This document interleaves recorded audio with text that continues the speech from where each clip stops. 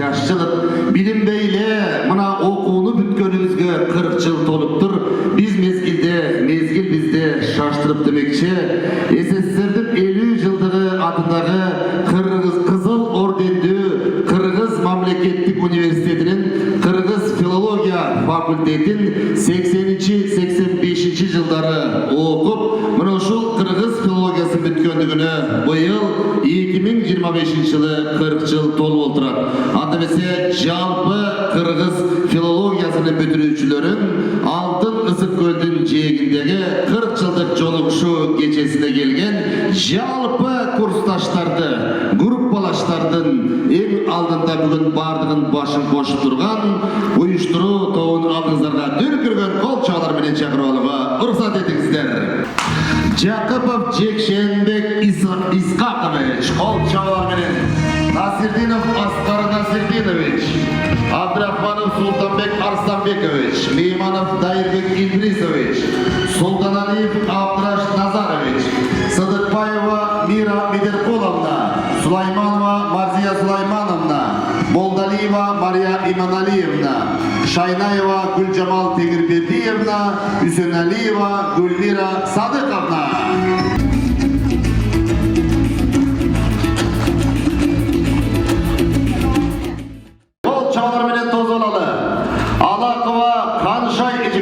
Bilim beri tarmağında köp yıl emgektengen, çıldır mıktı mugalimi, mıktı usulçu, bilim berinin adlişligi, töş belgisinin iyisi, 3 ul, 6 niverenin apası. Arakeyeva Nurcamal, bilim berinin mıktısı, töş belgisinin iyisi, öptügen ardak gramatılardın iyisi.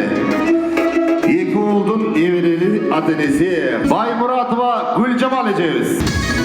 Emgek yolunda 22 yıl mektep direktörü olup emgektengen Arda Gramatanın iyisi bir neçe Cenab bilim berinin mıktısı Cıldın mıktı ayın döş belgisinin iyisi 3 oğul bir kızın enesi Ahmatova Aman Öpçül diz resminin alektengen 3 kızın süyüktüğü apası Bakirova Gülcemal Ecekeviz Jalalabad Mamleketlik Üniversiteti'nin uluk okutucusu kafedra başçısı doçent bulup emgektenip gelen 40'tan aşık ilmi makalalardan avtarı bilim berinin mıktısı bir oğul 3 bir kızın enesi Mirdaliyeva Hanımbü Ecekeviz Öpçül kitapxanada emgektengen hazır ardaklı Esalı'da 2 oğul 2 kızın enesi ol çağlar bilen toz olalı Yusupova Kurmanbü Hatto departamentinde aymaktar aralık bölümünün jedekleyici adisi bolup emgektenedi. Arda gramatalardan iyisi mamleketlik kızmaktın 60 ligi töş belgisi menen sıylangan bir kızın enesi. Kol çağlar menen toz olalı. Moydunov Muhtazar ağayımız 37 yıl mugallim bolup emgektenip geledi. 5 yıl mekteptin direktörü bolup kızmat kılgan. 2 oğul 3 kızdı tarbiyalap östürüydü.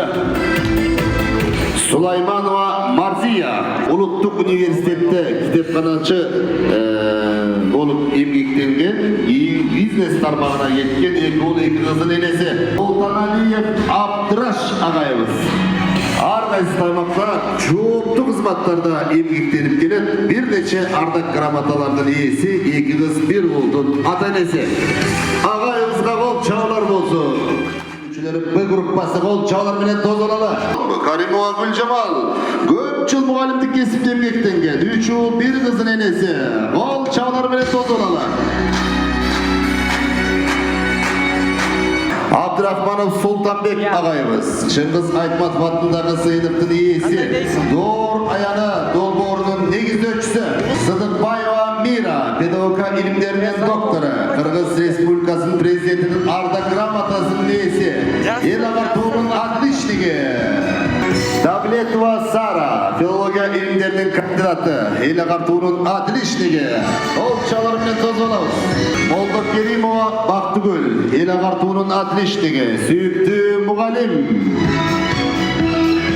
Nurdöletova Kanayım İşker Ayım Süyüktü ene Çömene Rısbayeva Baktıkan Süyüktü ene Ardaktı Çöm Apa Atabalayeva Almaş El Agartuğunun adliştigi, ardaktu mugalim, Avliyankulov Manas, ardaktu mugalim, ardaktu ata, çöң ata, ol çalarının tozulalı. Hüsönova Hünar, belgili mugalim, El Agartuğunun adliştigi, aslini ardaktu çöң apa. Sultanbekova Gülmira, ardaktu ene, süyüktü çöң apa. Akılbekova Gülmira, kol çağlar menen toz olalı. Ardaktu ene, süyüktü çöң apa. İmankolova Damira, ardaktu apa, süyüktü çöң apa. Cenatayını, Alıbayeva Cemila, süyüktüğünü ardaktu çöң ene, tayını. Kaldığınızlarga J gruppaсын çağıruğa uksat ediniz.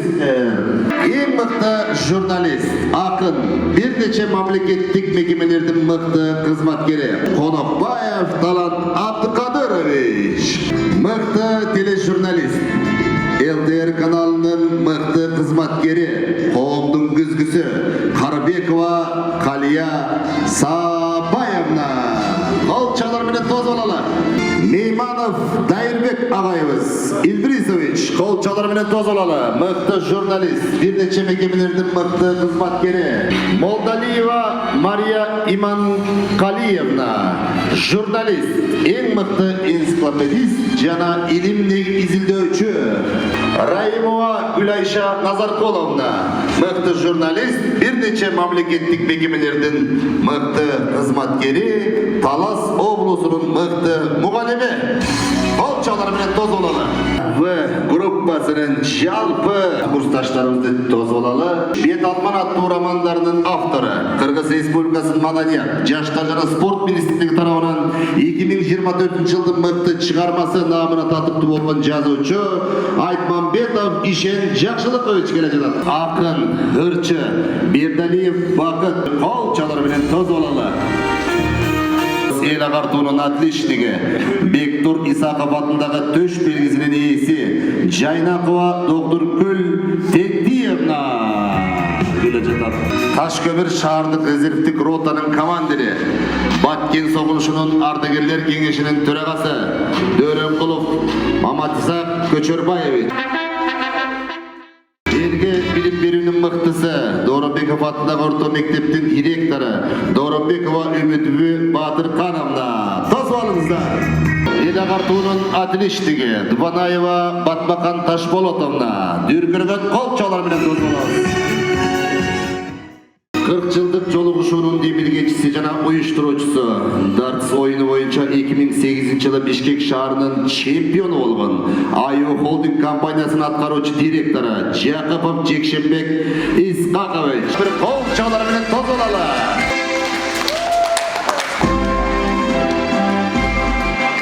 El Agartuğunun mıktısı, Nomur 5 Ulutluk Gimnaziyasının aldınqı mugalimi Jorobekova Kalbüvü Ejekevich gelatar. Kursdaşların arasında Kadir Barktu, özünün ordu bar, pedagog, nevirlerinin süyüktü çöң enesi Ömürzakova Sveta Musabayevna gelatar.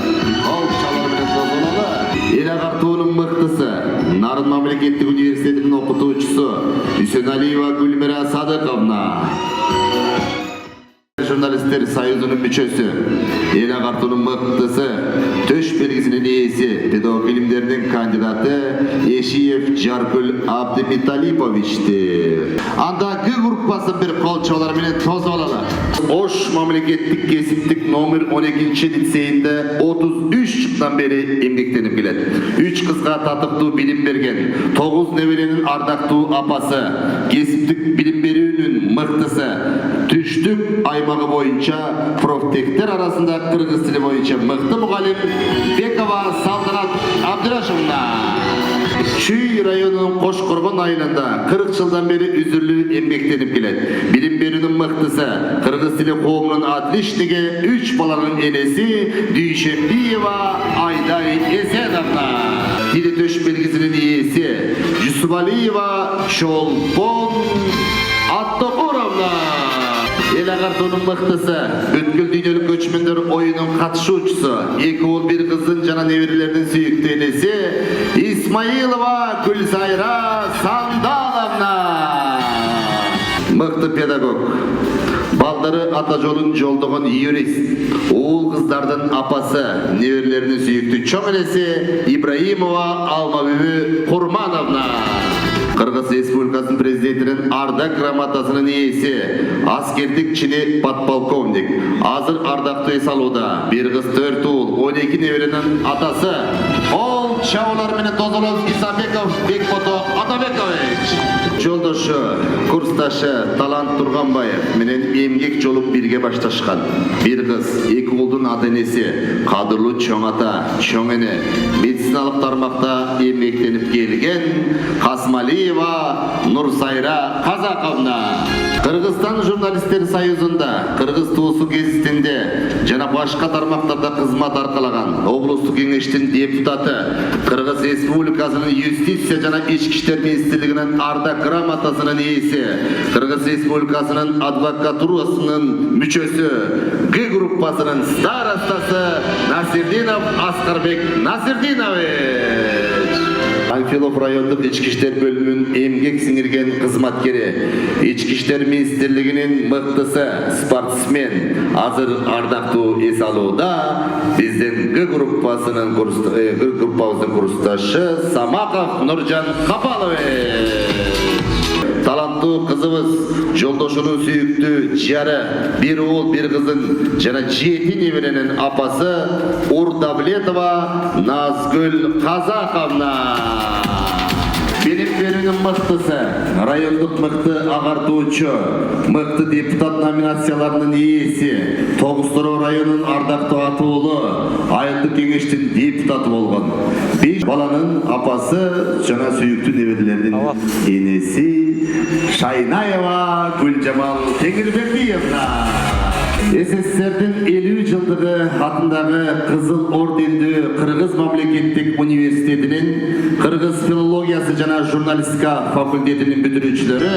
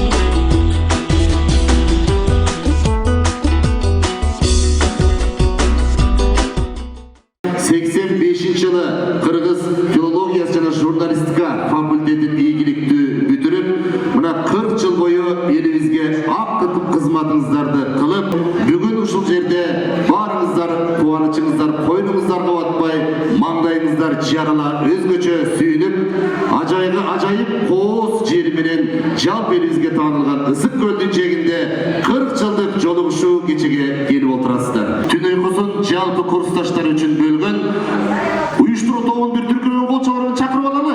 Уюштуруу комитетинин төрагасы Жакупов Жекшенбек Исхакович колчолор менен тосулалы.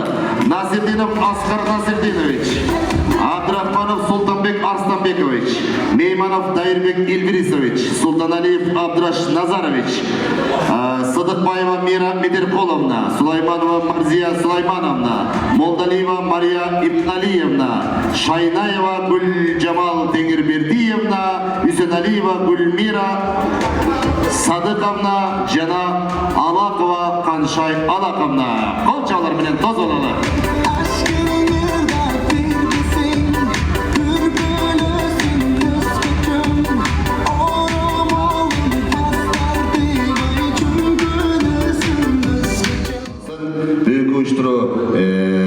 комитетinin төрағасы Жакапов Жекшенбек Исакович аға, сөз сізде. Урматтуу курсташтар, күттүргөн жазда келер демекчи, күттүргөн күндө келип жетти окшойт. Ушул күндү кимиңиздер кандай күттүңүздөр, мен өтө чыдамсыздык менен күттүм. 60-тан өтүп калган кезибизде 40 жыл мынакей бизге буйруптур. Ушул жерде отурган курсташтарыбыз келип, бир канча курсташтарыбыз келип, Кыргызстандын булуң бурчунан баарыңыздар чогулуп келдиңиздер. Мен сіздерден ашықша сөз сүйлөйүн, бүгүнкү ушу жолугуш кечебиз ачык деп жарыялап коеюн туугандар. Андан ушул эң башкысы баарыңыздар мыкты адамсыздар. Бүгүнкү кечебиз, эртеңки жолугушубуз, бүрсүгүнкү жолугушубуз өтө жогорку деңгээлде өтсүн. Ошого менин максатым, девизим ушул. Сиздерди баарыңыздар мен жакшы көрөм. Майрамыңыздар менен жолугушубуз кут болсун. Ең негизгиси бул 70 адамдын башы биригип бул жерде жакшылыкты белгилеп жаткан чоң бардыгыбыздын утушубуз. Себеби бул жалпы курсташтардын 90% келди деген сөздү билдирет. Анткени бул аламдар өтүп кеткен жакын саналаштарыбыз, жакшы досторубуз, курсташтарыбыз дагы 15-20 кем эмес экен. Алардын жаткан жерлери жайлуу болсун. Ушул улук күндөргө жеткизгенге, ушул жакшы жолугушууларга келип катышып сүйүнүчкө ээ болгонго насип эткен, ошону буйруган Алла Таалага чексиз шүгүрлөр болсун. Кудай насип буйрук кылса, мына алдыдагы 2 күндө 80 жылдан 85 жылга чейинки бири-бирибиз менен болгон бир туугандык сезимдерибизди кайра козгоп, бири-бирибиз менен болгон ошол мезгилдеги ууздай таза бир туугандык сезимдерди дагы аралап барып, биз жакшы сезимдүү, жакшы дагы бир 70-80 жашка чыкканга чейин, Кудай насип кылган жашты өткөргөнгө чейин ушуну эстеп жүрө турган жакшы күндөрдү өзүбүз колдон чыгарбайлы, ынтымакчылык болсун, биримдик болсун, ар дайым бири-бирибиздин жакшылыктарыбызга сүйүнүштү, бири-бирибизди эстеп, эскерип жүрүштү, бири-бирибизге сый-урмат көрсөтүштү. Алла Таалам бардыгыбызга насип кылсын. Майрамыңыздар кут болсун. Майрамыңыздар менен. Урматтуу алтындай курсташтар, мына бүгүн 6 айдан бери сүйүнүп, кубанып, берибизге батпай сүйүнүп жүргөн күн келип жетип, бүгүн жолугуп отурабыз. Ар бириңиздерде сүйүнүч болуп атканын көрүп атам. Бул жерде касиеттүү жер, баягы көлдүн дарбазасы сыяктуу балыкчы шаарында жакшы жерде жолугушуп атабыз. Бул жерде ушунча тарыхый жер. Бул 2 күндүк жолугушуу Кудай буйруса жогорку деңгээлде өтөт деп ишенем. Аны ар бирибиз өзүбүз ошол 80 жылдардагы, 85 жылдардагы баладай болуп секирип, баладай болуп кубанып, мындай жаман жагыбыз болсо жашырып, жакшы жагыбыз болсо ашырып, сүйүнүп, жакшынакай отуруп берсеңиздер, 50 жылдык жолугушууну дагы баарыбызга насип этсин. 60 жылдык жолугушууну да Кудай насип этсин. Ошентип катарыбыз суюлбай, баарыбыздар аман, келегейибиз тегиз, баарыбыздын көзүбүз аман, кайрадан ушу жолугушууларга келип туралы. Ден соолукта болуңуздар, узун өмүр сүрүңүздөр. Баарыңыздарды бүгүнкү күн менен куттуктайм. Урматтуу курсташтар, баардыгы 40 жылдык мааракеңер менен куттуктаймын.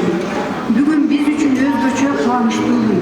Көптөн бери жолугушууну эңсеп, дегдеп, жолугушуубуз түбөлүк тарых баракчасында кала турган күн.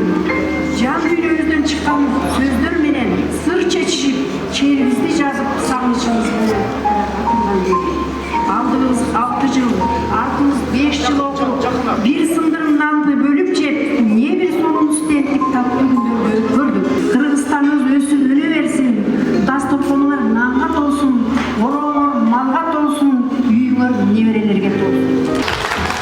Урматтуу курсташтар, группалаштар, достор,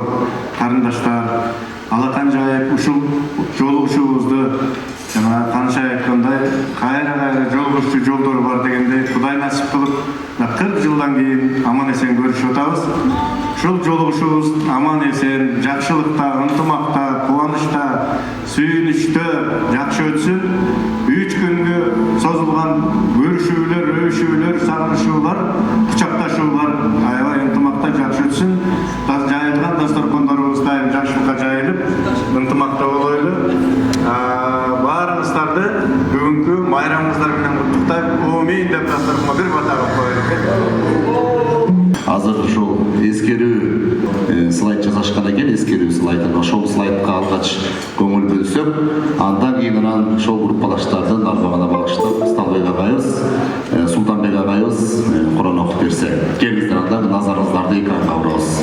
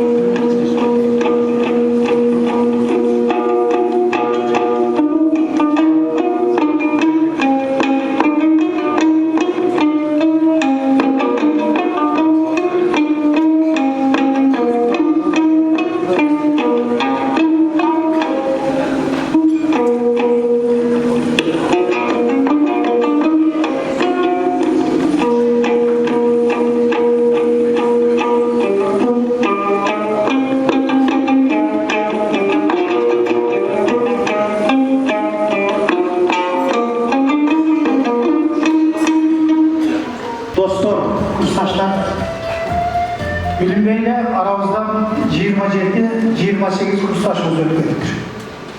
Bu evden bildirir. Bu, buna bir kursdan 4 kursdaşımız Bugünkü günde şu ahiret safarında Allah Teala'nın aslında surak koydular.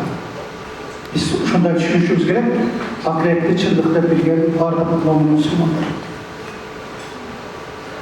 Keçeyle atamızda жүрген dostlarımız, keçeyle tamaşalaşıp жүрген dostlarımız, keçeyle boyundaşı Erjigitler birimizde sövüşüp жүрген dostlarımız bugün katarımızda yok. Ben jana sözümde 90%'den aşık kursdaşlarımız bugün şu yerге çoğulup oturat degenin negizgi sebebi mına uşu. Eğer hazır bu yerde sana otursak 27-28 kursdaştın yok degende 20'sı bugün katarımızda oturmak. Melis dostumuz baş bolup, Emin dostumuz baş bolup, bardıq kursdaşlarımız şu yerde oturmak. Oşun için biz ötken kursdaşlarımızdan jayı jannattan bolsun dep Allah'tan tilek kılалы. Har dayım esten eskerip turuş bu tirүүлөрдүн parsı.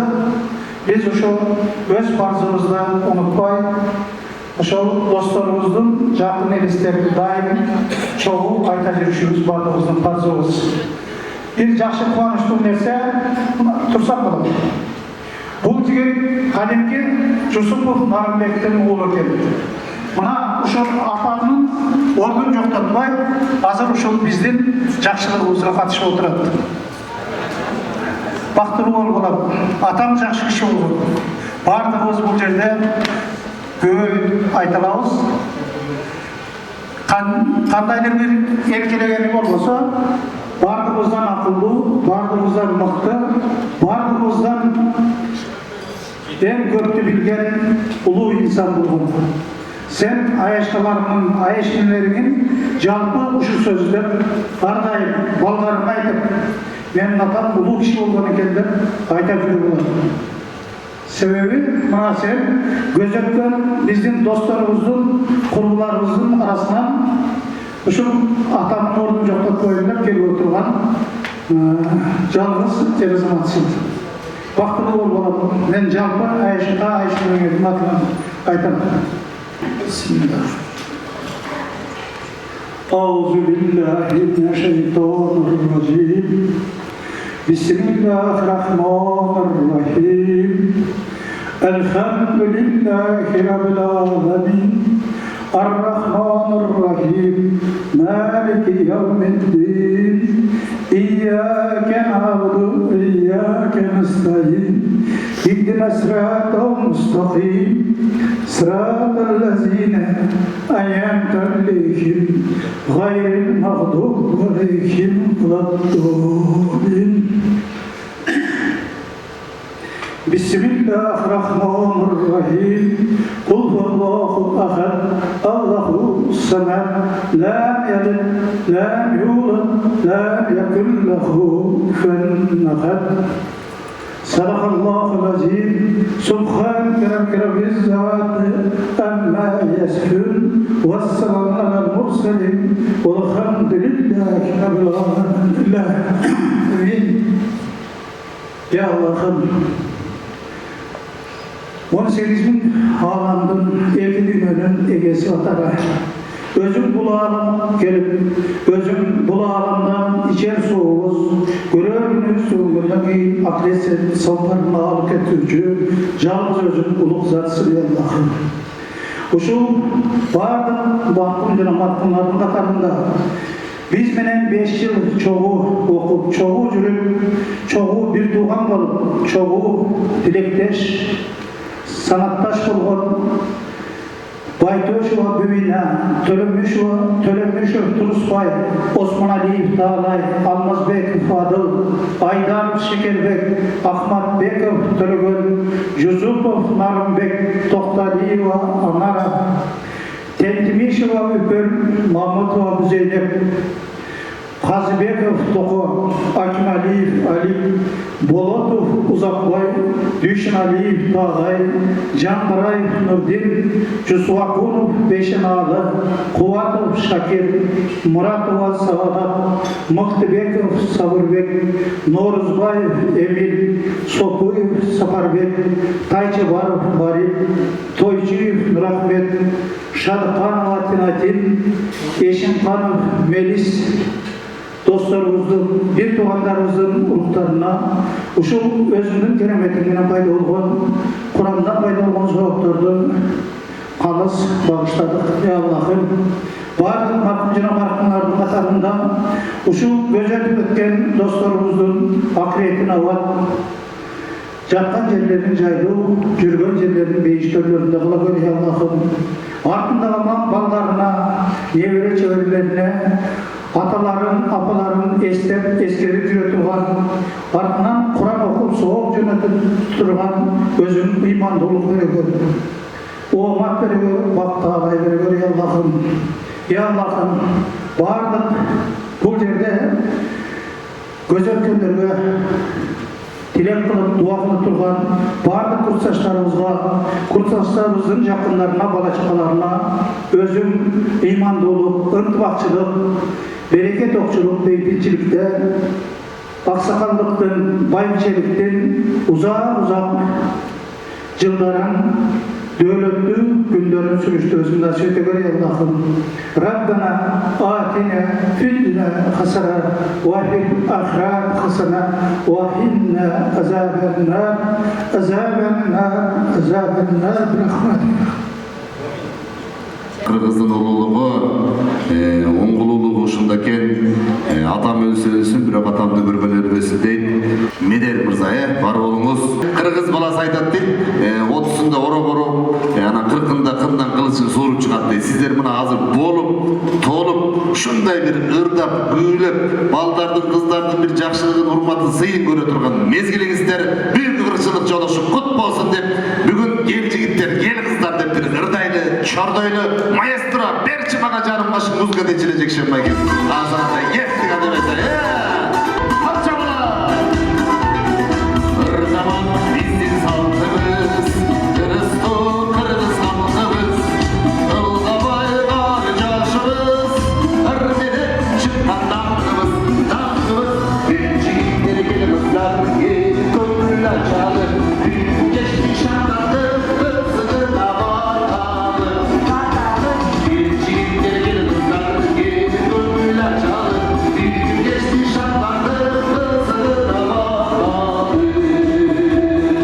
Алатуу биздин жерибиз, Аккалбак кыргыз элибиз, Өргүндөн алып ырахат, ыразы болуп кетиңиz, кетиңиz. Бир жигиттер келип ыздар, келип көңүл ачалы, Бүгүн кечти шаңдарды, ызыгын абаталы, Бир жигиттер келип ыздар, келип көңүл ачалы, Бүгүн кечти шаңдарды,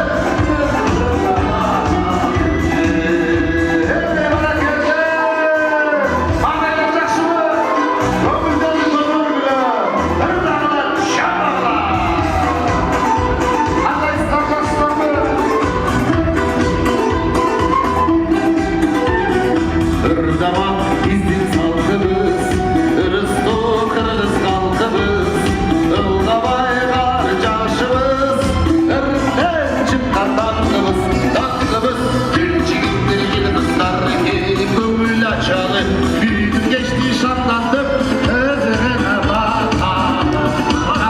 Бир жигиттер келип ыздар, келип көңүл ачалы, Бүгүн кечти шамдандып, ызыгын абаталы.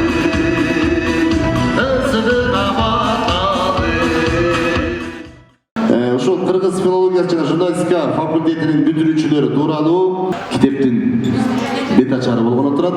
Eşen bolbes tezürde inditeyiz mınakay jarıkka çıktı. Birinci yıl günü jarıkka çıktı. Kitep çıkarуу ideyası uşul biz 40 yıllık bolorun aslında ele jogor kursunun kurstaşlar, bizden keyin бүтүп ketken kurstaşlar. Uşular köp jolup biz jönünde ayabay, köp jakşı sözlerdi aytatlar, ayagında bizde aytat. öyle bir-birinden mıktısıngan, tekeler, bir-birini göre almagan, özüngörді asman ayga tengegen, tüpsüle Trump menen Putin menen süreşken kakıgın kesirdi. Meni şu söz namusuma keltirdi. Ошондой идея кошо жаралды. Мен эми барым китептин башталышы, китептин аякташы.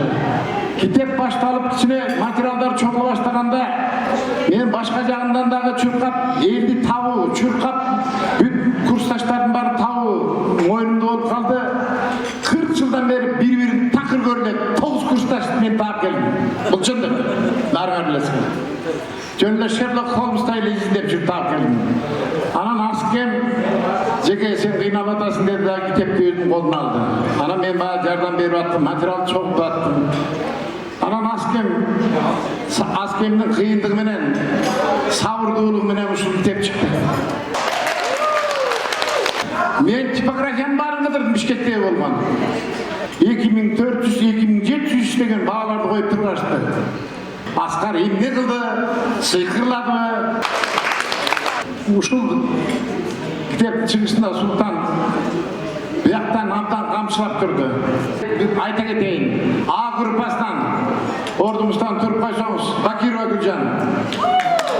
Бир колчоң кабла, бүтүндөй ушул өзүнчө китептин баардыгын таптаза кылып түздеп берген 3 киши болду.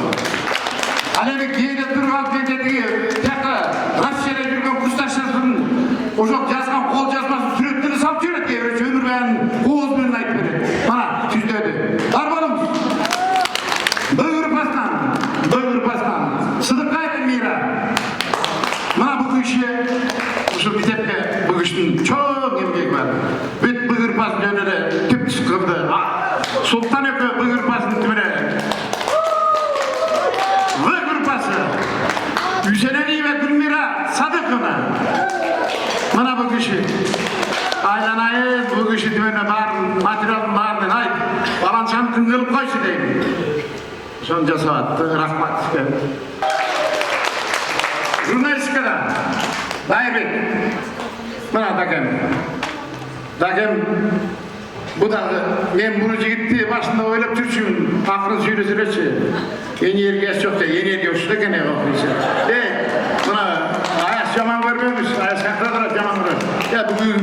Бу киши дагы аял болуп тургандай эле энергиясы бар. Бар болсун. Китеп оңой менен чыкпайт экен. Мынабы мен сиздерге тынчыңызда түнчүн алып аттым ошол керек. Отур. Анан Мария да чоң жардам берди. Китеп бул мен өлсөм менин балдарыма калат. Балдарымдан өтүп кетсе неберелерим чоң атабыз, таятабыз, моңдой киши болгон турбай дейт. Силер жөнүндө окуйт. Биз окуп өткөнүбүздө бизден аябай чоң нерселерди күткөн. Ошол жылдардын эң мыктылары мына ушул жерде отурган силерсиңер. Февраль айында Султан чалып калды мага. Кандайсы жекшен деген бир бала уктай албай калыпты, тынчы кетип. Бир идея көтөрүп атат. Сен оюңду айтчы дедим. Мен макулмун дедим. Жардам бересиң деп, колумдан келишинче жардам берем. Анан оргкомитет ошентип түзүлүп калды. Абдырашев болсо үйүндө туруп алып кыйкырат, давай иштегиле деп. Анан ушинтип уюштуруу иштери башталгандан кийин китеп чыгармай болбодук да. Бир күн айтат, Абдырашевдин үйүндө отурабыз. Эмне кылабыз деп. Бул түтүнүп атат, жетишпей атам деп. Анан мен айттым, материалдар топтолуп калса бергиле, мен китепти мен чыгарып берейин. Анан жекшенин сөзүндө данек бар. Жана айтып атпайбы, китептин баасын өтө кымбат коюп алышты деп. Анан мен айттым, кыжылат болбочу, китеп анчалык кымбат чыкпайт, китеп чыгарып жүрөбүз го. Анда жолдору бар. Мен өзүм даярдап берейин, өзүм чыгарып берейин деп анан басмакан менен сүйлөшсөк, ошо силер алып аткандай арзан баада түштү. Мен редакторлук, корректорлук милдетимди жакшы аткарып бердим деп ойлойм. Китептин кыскача баяны ушундай. Урматтуу курсташтар, бул жерде бүгүнкү күндө тамадасы таш жарып турган ишен досубуз турат. Жалпы курсташтардын атынан мына мектептин бет ачары болуп турганда сенин ошол биздин курстун сеймеген катары Кыргызстанды дүңгүрөткөн чоң роман чыгармаң менен мен жалпы курсташтардын атынан куттуктап кетем досум. Ийгилик болсун, оомат болсун, бул акыркысы болбосун. Ар дайым ошол курсташтарга сыймык алып келген эр-азаматтардан бол досум. Мына азыр бул жерде төртөөбүз турабыз.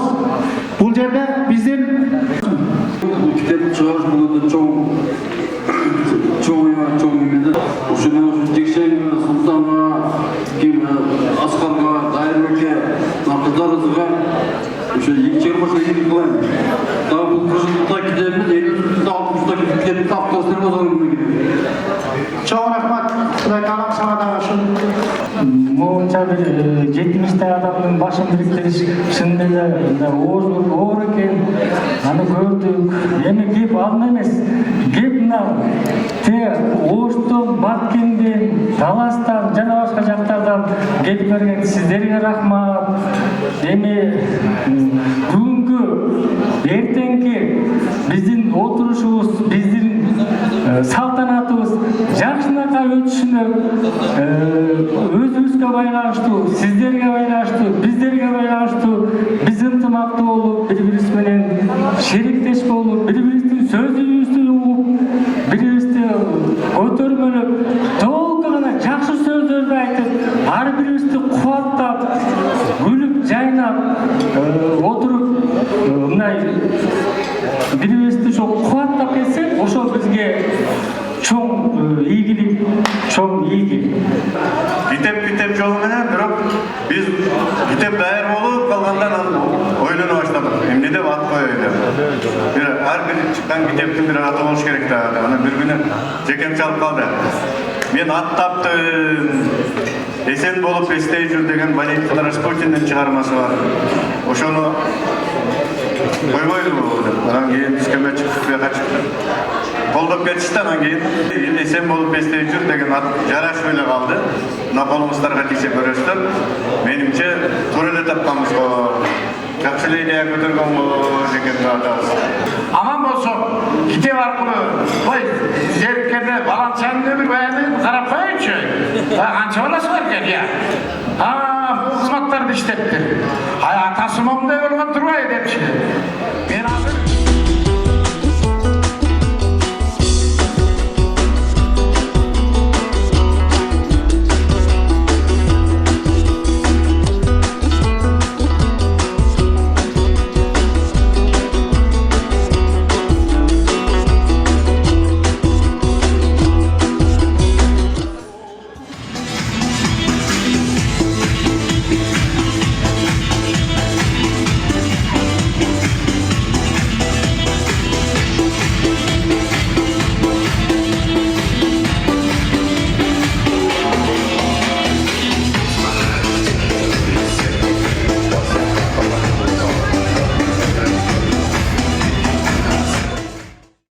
бөлүктү баштоонун алдыңыздарга орг комитети жетекчилери кыздар келип берсеңиздер, бул жака белектер бар. Ошол белектерди салтанат тапшырып алалы. Кыргыз Республикасынын маданиятына эмгек сиңирген ишмер, калкыбыздын кадырын көтөрүп, кыргызды кыргыз кылган улуттук баалуулуктардын бири болгон улуттук кийимдер боюнча Гүлмира аттуу бренддин ээси, биздин сыймыгыбыз жана сүйүктүү курсташыбыз урматтуу Акматова Гүлмира Таштанбековнан жана анын ар дайым коштоп, колдоп турган өмүрлүк жолдошу Үмөталиев Нурбек Ахматбековичтин курсташтардын 40 жылдык жолугушусуна ополтоодо чоң колдоо көрсөткөндүктөрү үчүн аларга жалпы курсташтардын атынан терең ыраазычылык билдирип, чоң алкыш айтабыз. Урматтуу Гүлмира Таштанбековна жана Нурбек Ахматбекович, сиздердин айкөлдүгүңүздөр, канекей энебиздей, Манас атабыздай терең ой жүгүртө билген акылмандыгыңыздар менен курсташтарга жасаган мындай изги мамилеңиздер эч убакта эстен кетпейт. Өзүңүздөр сүйгөн уул кыздардын урматында жана жашоонун кереметинде болуп, өмүрлөш сапарыңыздар байсалдуу болsun. Ар дайым үй бүлөлүк кубанычыңыздардан узарар учугу узун болsun. Жашооңуздарга жарыгын чачар күнүңүздөрдүн шооласы эч убакта үзүлбөсүн. Ылайым ден соолугуңуздар чың болуп, ийгиликтерди алып келчү жакшылыктар көп болsun. Шарттары туура келсе, ушул отуруштун аягына чейин келишет.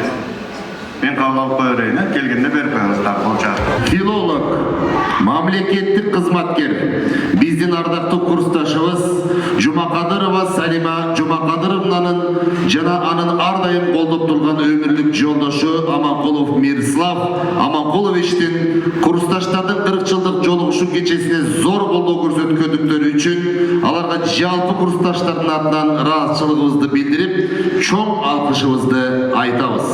Урматтуу Салима Жумакадыровна жана Мирслав Аманкулович, сиздердин Курманжан жана Алымбек таткадай болгон бийик акылмандыгыңыздар менен курсташтарга жасаган мындай кең пейилдик урмат сыйыңыздар эч убакта унутулбайт. Сиздерге кааларыбыз ар дайым аруу тилектериңиздер ишке ашып, үй бүлөңүздөр менен жашоонун рахатында болуп, ала тоодой бакубат өмүр сүрүңүздөр. Бар болуңуздар, аман болуңуздар.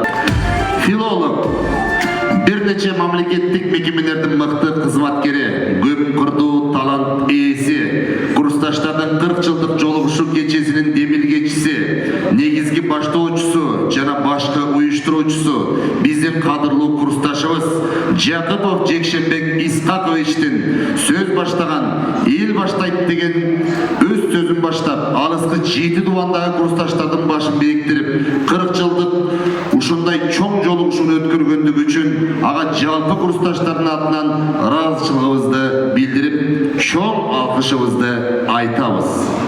Урматтуу Жекшенбек Исхакович, сиздин манасатыдай болгон акылмандыгыңыз менен курсташтарга жасаган мындай чоң эмгегиңиз, гумандуулук, зор изги мамилеңиз, айкөндүк бийик урмат сыйыңыз эч убакта унутулбайт. Сизге кааларыбыз ар дайым аруу тилектериңиз ишке ашып, үй бүлөңүз менен жашоонун кереметинде болуп, ала тоодой бакубат узун өмүр сүрүңүз. Бар болуңуз, аман болуңуз. Ушул отуруштун эң бир чоң эмгек кылган ушу Жекшен, ошон үчүн ушуну биз тапшырып коелу, уюштуруучунун атынан. Анан анан дагы бир биз уюштуруу тобунун кыздардын атынан эле мондай дагы белек берип атабыз. Ушу күндөрдөгү эмгекти бири-бирибизден баягы өстөр сиререткенде ойлогоңуздар, чогуу жүрүп камыр жууруш, бир камырды аралашып атып, билип калдык канчалык эмгегин. Ушунчалык Жекшендин эмгеги күчтүү болду. Түн бир окунда да чалат, таңга жок саат 6-да да канча сом чогулду деп чалат. Анан ал канча сом каяка кетти деп кайра таңкы түнкү саат 1-де да чалат. Эмгекчилер ушу Жекшендик болуп кетти. Анан ошон үчүн ушул ишти илгерилеп, мындан ары дагы денсаулыкта болуп, Кудай буйрса 50 жылдыкта дагы кайратынан кайтпай, ушинтип баарыбыздын башыбызды чогултсын. Рахмат, арыздар, бир чоң рахмат. Ойлонуп отуруп кичине эскестер жазып койчу элем, ушу жазып менен ошону окугум келип атат. Күн өтүп, күйгүм тартат сапарыбыз. Ким билет, канча калды жашарыбыз. Бир келген бул өмүрдө урматташып, кемибей турса экен катарыбыз. Кийинки биздин кадырлуу курсташыбыз, филолог, журналист, юрист, мамлекеттик кызматкер, Кыргыз Тоосу гезитинин көп жылдан берки мыкты кызматкери, биздин кадырлуу курсташыбыз Насирдинов Аскар Насирдиновичтин курсташтардын 40 жылдык жолугушуу кечесине ардалган эсеп болуп эстей жүр аттуу эскерүү китебин чыгарууда жана андагы зор колдоо көрсөткөндүгү, ошондой эле уюштуруу иштерине кошкон салым үчүн ага жалпы курсташтардын атынан ыраазычылыгыбызды билдирип, чоң алкыш айтабыз. Урматтуу Аскар Насирдинович, сиздин бийик акылмандыгыңыз менен курсташтарга жасаган мындай чоң эмгегиңиз, кең пейилдигиңиз, урмат сыйыңыз эч убакта унутулбайт. Сизге кааларыбыз ар дайым ой максаттарыңыз ишке ашып, үй бүлөңүз менен жашоонун рахатында болуп, аскар тоодой бакубат, узун өмүр сүрүңүз. Бар болуңуз, аман болуңуз.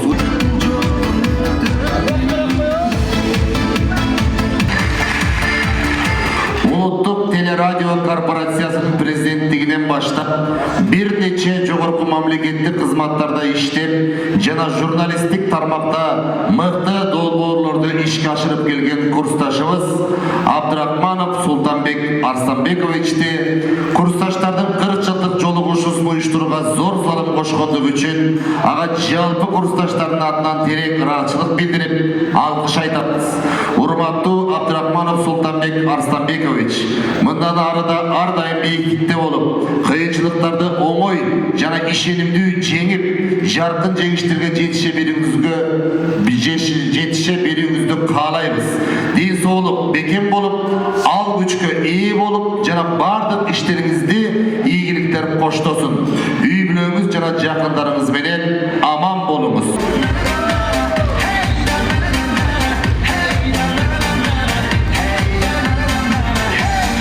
Мамлекеттик кызматта, билим берүү тармагында жана бизнесте мыкты ийгиликтерди жаратып келген Султаналиев Абдраш Назаровичти курсташтардын 40 жылдык жолугушуусун уюштурууга чоң салым кошкондугу үчүн ага жалпы курсташтардын атынан терең ыраачылык билдирип алкыш айтабыз. Урматтуу Султаналиев Абдраш Назарович, сизге кааларыбыз эң башкысы ден соолукта болуңуз. Бөөдө кырсыктан, оору сыркоодон жараткан өзү алыс кылсын. Эч качан багынбай, аруу тилек, максаттарга жан өрөп талпына бериңиз. Сиздин колуңуздан да көп нерселер келерине ишенебиз. Ден соолукта болуп, бекем болуп, бардык иштериңизде ийгиликтер коштосун. Үй бүлөңүз жана жакындарыңыз менен аман болуңуз. Журналист, акын, Масал Мамат каражаттарынын гезитинин мыкты кызматкери, биздин кадырлуу курсташыбыз Мейманов Дайырбек Илбирисовичтин курсташтардын 40 жылдык жолугушуусу кечесине арналган эсен болуп эстейчүр аттуу эскерүү китебин чыгарууда жасаган эмгеги үчүн ага жалпы курсташтардын атынан ыраачылыгыбызды билдирип чоң алкыш айтабыз. Урматтуу Дайырбек Илбирисович, сиздин бийик акылмандыгыңыз менен курсташтарга жасаган мындай чоң эмгегиңиз, урмат сыйыңыз эч убакта эстен кетпейт. Сизге кааларыбыз ар дайым тилеген тилектериңиз ишке ашып, үй бүлөңүз менен жакшылыктарга жанашып, бактылуу өмүр сүрүңүз. Урматтуу курсташтар, эмне Гүлмира Ахматова жөнүндө сөз болуп кетти. Мен Гүлмираны жакшы билем. Биздин курсташтарыбызга чоң колдоо көрсөтүп, спонсор болуп берди. Анысына рахмат. Гүлмира Ахматовага ода жүгүрүп жеби колунда, нур чайып турса көңүлү, көз кырын салсаң сонунда кадимки кыргыз өмүрү, кадимки кыргыз тарыхы көрүнүп турат кийимден, мезгилдер менен жарышып кылымдын тагы чийилген, кылымга сиңип бараткан кыргыздын акта өнөрүн жаңыртып кайра жараткан калкымдын уус чебери, калкымдын асыл айымы, колунан көрү төгүлгөн, алга рай берсин арымың, атагын алып өмүрдөн. Автор курсташы Дайырбек Мейманов, 04.07.2025 жыл. Дайыма ушундай курсташтардын орун болдон жеңилин жерден алып эле, дайыма бири-бириңиздерге жан өрүп, жакшылыктарына чуркап жүрүңүздөр. Нарымбекти адрести издеп отурушу медерди таап алдым. Ана медер менен байланышып, уш жерге чакырдым элем. Кыргызда бир жакшы сөз бар, агайын туугандар, урматтуу курсташтар. Атам өлсө, атамды көргөн өлбөсүн дейт. Atan ölse taylak var, çoğu yerde kalmasın deyip. Ata görgün hokçunut, ene görgün toğ bıçak deyip. Mına o yerde turgan Narınbek, atanın oğlu Argınaktın kolunu, Yusuf Narınbek'in atası, bizden Bilal Ayaşatavuz al, Sosyalist Rimlek'in batırı, Sovetler Sayısı Vermeşkirindeki Sosyalist Rimlek'in batırı. Mına o şun neveresi aldı usta Narınbek turat. Narınbek'in oğuzunda söz verle, Jakşınakay ırı verle, Jakşınakay gevi verle, elge alımdı, cüğümdü, azamat jigitlerden ile. Mına bir gün aldığımızda şu Narınbek'in oğlu Mederdagi bir ayta turgan bizge söz var. Саламатсыздарбы, аталар, апалар, бүгүнкү 40 жылдык жолугушуу мааракеңиздер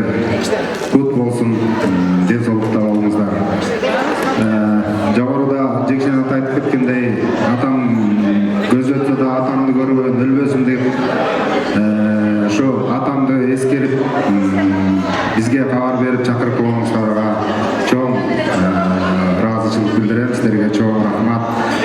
Бүгүнкү кечеңиз тарыхта калган күндөрдөн болсун.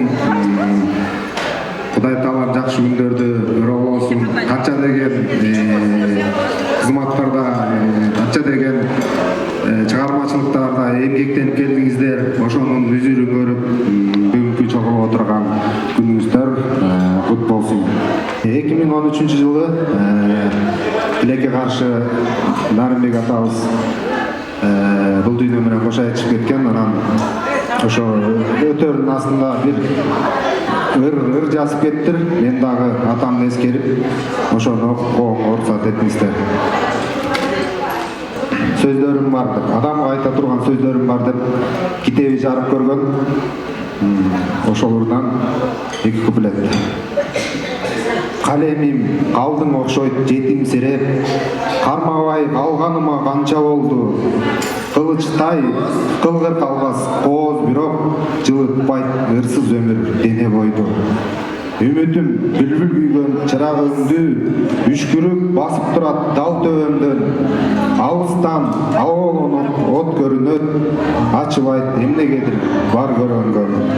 Артымда көкөй кескен өкүнүч бар, алдымда кыл чайнаткан кектерим бар. Ары баа ак жолтоюм, алем сабым, адамга айта турган сөздөрүм бар. Жекшен атага сизге чоң рахмат. Ушул жогоруда айтып кетти, күнү түнү эмгек кылып, ушу унутпай ушу бизди таап чакырып койгонуңуздарга, анан уюштуруу комитетине кичине чакан белегиңиз бар эле, кабыл алып койгон. Şu bizden kursdaşlar mına bir gruppadayız. Şu Narımбектин grupadaşları, dostları, nakendin bir ırlarını okup koyan da aldığımızda geliyor da geliniz. Rahmat bolam, şerge gelip neke aralaşıp, жақсы қабатліктерді оғатасың, бізге қабатлік айтып отасың. Алла разы болсын, екі дүниенің мақұлығын берсін. Şu Narымбек көрмей қалған жақсы күндерін, жашабай қалған өмірін қош балдарына берсін. Нарымбектен bir екі күплеттерінен жүзінде оқып қойын. Жылдар өтөр, өмірге да кеч келер, муын өсөр, замандағы өзгөрөр. Ул қызым бой тірешіп, қаттанып, ушыларды бір убақта ескерер. Сен өмірді сүйсең дағы қанчалық, Құдай берген жашқа ғана шығасың. Қалтыралбай, билік дағы байлықта, қалтырарым, қол жазмалар мұрасым деп жазып қалтырған екен.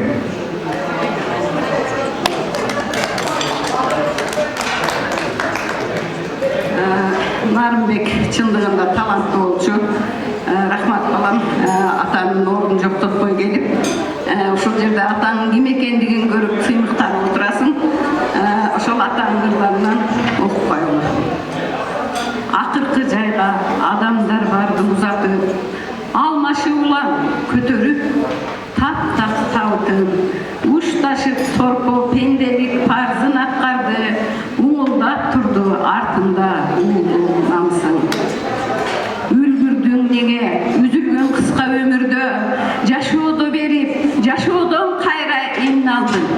Көзөндө кайгы, узатып барган эп кайтып, көрүштүм менен жападан жапа сен калдың деп ушул асыл ойлорун жазып китепке калтырып, бүгүнкү күндө биз ушул курсташты эскерип отурабыз. Жаткан жери жайлуу, топурагы торпо болсун, калган өмүрүн ушул балдарына берсин. Ырларын окуган сайын эскерип турган биз ошол группалаштарына берсин. Мен бұлардың үйіне далай жолы бардым. Нарымбек болса батырдың баласы болчу. Батырлықты бекерден бербейді. Ошол батырдан батыр тіріледі екен. Нарымбектің шындай көкжал, ежір, айбатты, шындай талмай айтып, өзінің сөзін бермеген мықты мыкты сабаттары бар болчу. Көзөтүп кеткен мыкты досторубузду, курсташтарыбызды дайым эске жүрөлү. Ар дайым жакшылык болсун. Мен бир өрүм бар эле, бирок азыр айта албай калдым. Кечирип коюңуздар, убактыңыздарды бөлүп койгонубузга. Бирок ушунча атамды эскерип, ырын окуп, баарыңыздар эскерип, баарыңыздарды көрүп, атамды бүгүн тирүү көргөндөй болдум. Баарыңыздарга чоң рахмат. Кайсыл стол көп викториналарга жооп берсе, көп упай топтосо, уюштуруу тобунун белектерибиз бар. Эмесе экинчи стол. Бул кайсы макам? Өз коркоо болбады. Жакшы, азаматтар упай санап турабыз. Бир, да кетти, болчу. Кыздуу үйдө кыл жатпай, туп-тура азаматтар. Бир, төртүнчү стол азаматтар. Болчу. Жат жарыш күз күрөш. Туп-тура айттыңыз. Бешинчи стол, бир кетти. Болчу. Ойлогон ойду кыздаган турмуш жигити. Жок, туп-тура эмес. Туп-тура ойлоп сүйлөсөм дагы ойлоп сүйлө деген баракелди. Эки бири болуп келатасыздар, кетти. Болчу. Эшигин көрүп көрүнөт. Эшигин көрүп көрүнөт, энесин көрүп кызына баракелди азаматсыз кийсе. Болчу. Оозу ишик болсо да байды болсун. Баракелди, туп-тура таптыңыз. Оозу ишик болсо да байды сүйлөсүн. Болчу. Уядан эмнеге турсам Аз таппай жооптап уядан эмнени көрсө, учканда ошондон ат деп. Жаман киши вакалсы жаман эшик. Çok duru. Olcu. Bul kaysı. Адам барда эл тааны, атын барда жер тааны. Hareketli. Adam barda el tanı, adam barda ciğer tanı. Çok duru. Kingsi. Olcu. Bu sayılır. Tuttura. Ağasın görüp inesin, eşisin görüp kingesi. Bu söz kimde tanıdık dedi.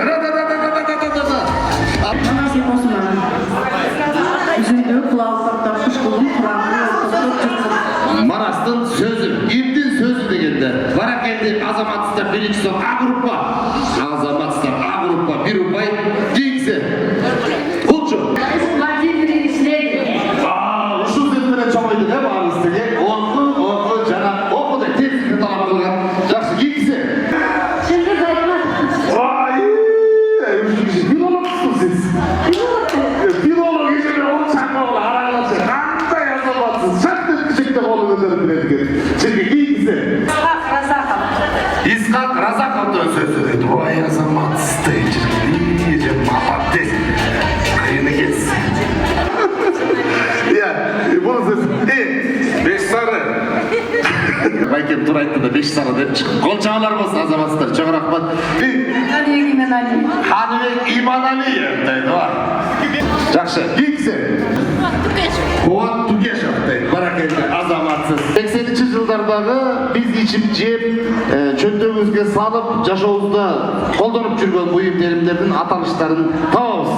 Биринчилерде болуп кетти. Бул кайсы сусундук эле? Ким айтат?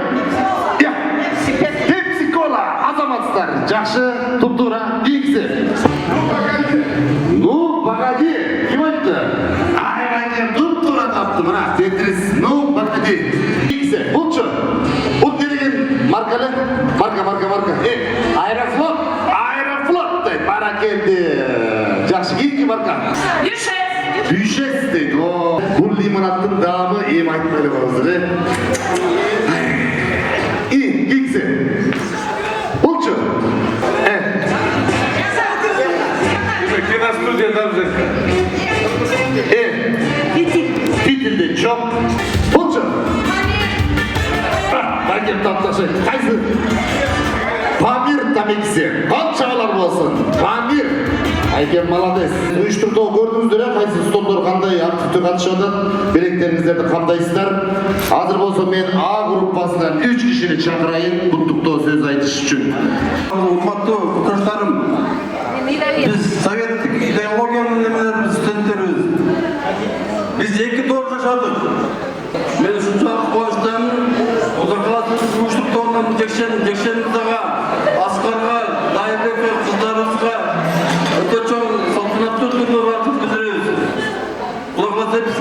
50 жылдық 60 жылдықтарды құтқызына жолыққанға жайкеше билер сайраңыр толқындар жетті ойнағын құдай жайған қанат құтылып көлді бойлағын ысық көлір жиғалың махаббатына ысық көлір жиғалың махаббатына.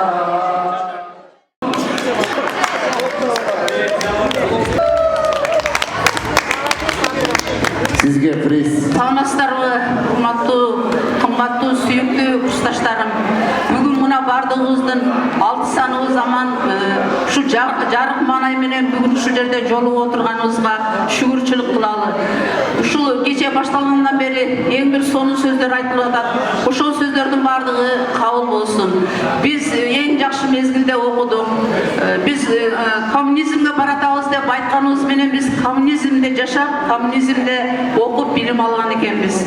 Мына ушул билимибиздин артынан жаман болгон жокпуз. Бүгүнкү жолугушубуз 40 жыл.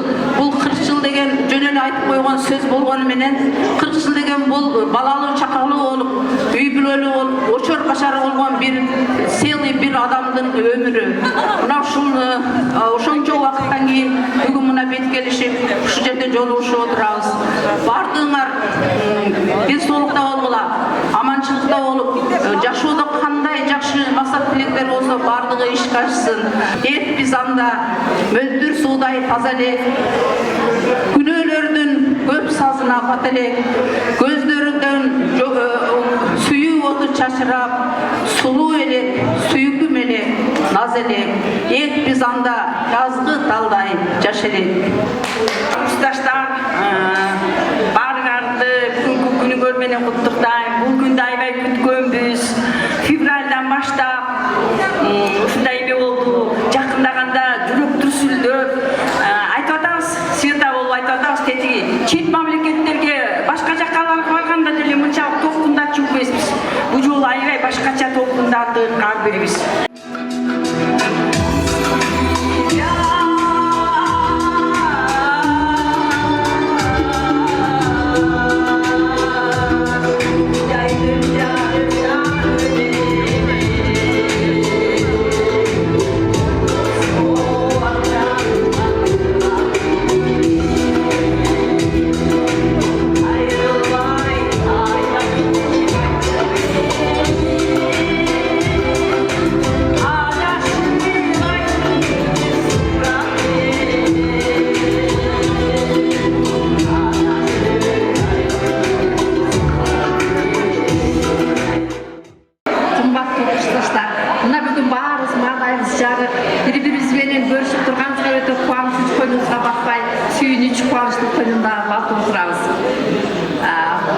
Albatta 5 yıl okup, bilim alıp, bir tuğanday bolup kaldık.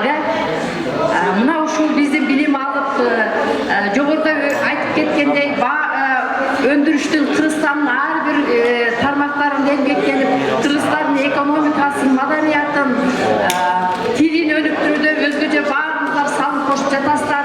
Mına uşunday bizden emgegibizden ilgiliktүү, algылыктуу болушlar, bizde en mıhtı ilim kozlar bizge bilim berip, dövüşalar bilim berip, alardan bilip algan bize, alardan da bizge birgen bilimine tazim etip, alarga da suyunmak көрсөтүүгө daima biz тийишпиz. 85 yılı бүткөн бүтүрүүчүлөр эң мыкты болгон, эң мыкты болуп жатат. Мындай кийин дагы эң мыкты болот деп ишенемин. Кымбаттуу ардактуу курсташтар, бүгүнкү 40 жылдык чогулуш майрамыңар менен баарыңарды куттуктайм. Кудайым баарыңарга ден соолук берсин, ушундай ынтымак берсин.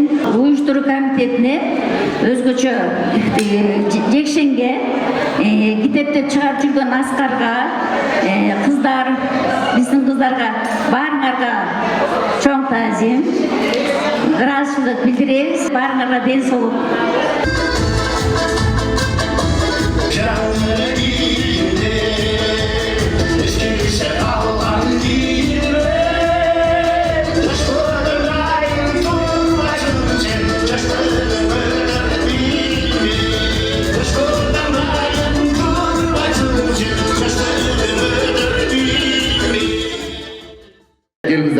чыгышка чыгалы дагы анан фейерверк аттырабыз, анан кайра киребиз.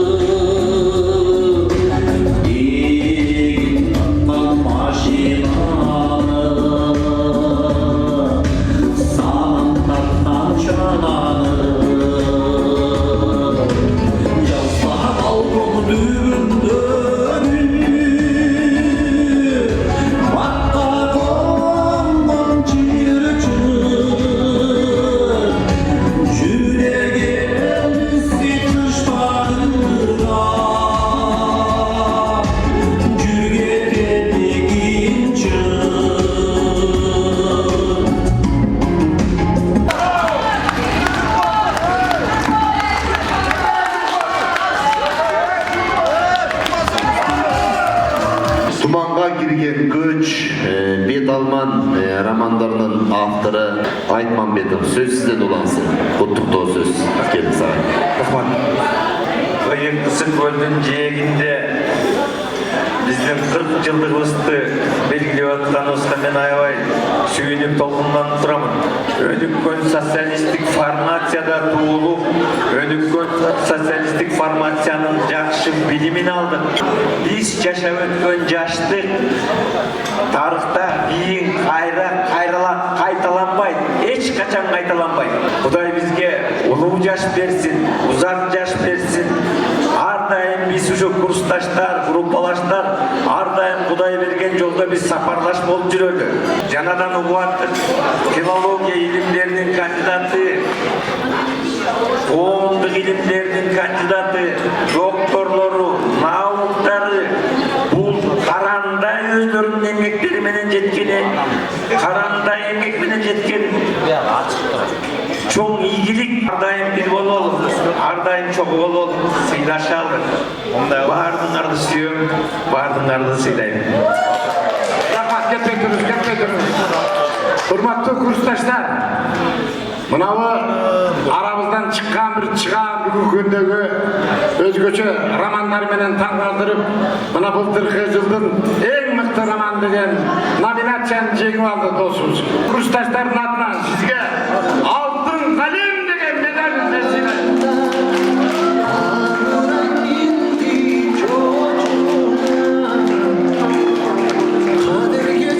Кыргыз мамлекеттик токтогул сыйлыгынын байгесине 24 чыгарма коюлду.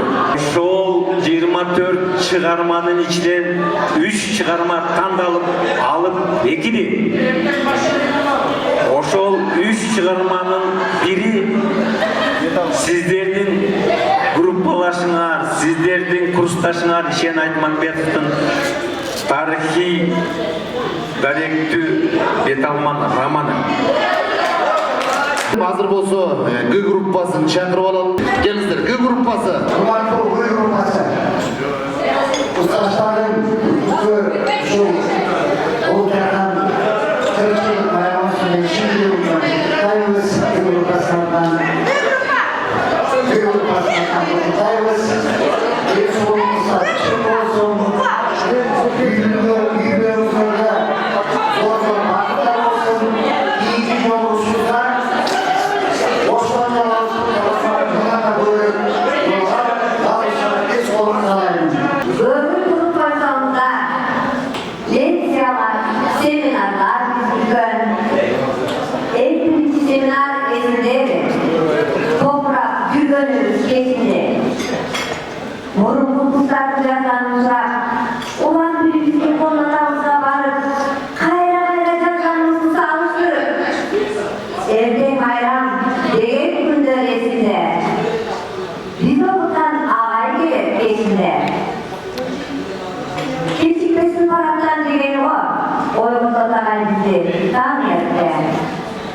sessiyalar, tatalaşıp, almaşıp, kezikteki zalimula biz şaşıp, ulan mıydı, yoğunla parattı, sürekli gün ötüp yattı doğuda.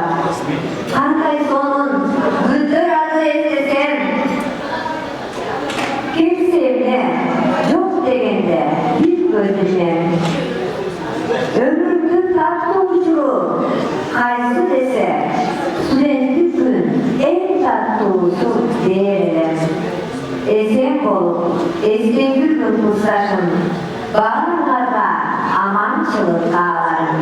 Köprü öptü, eğne alsa, eğer sarını, kök kütürler, bu gidekli, açı al, karar.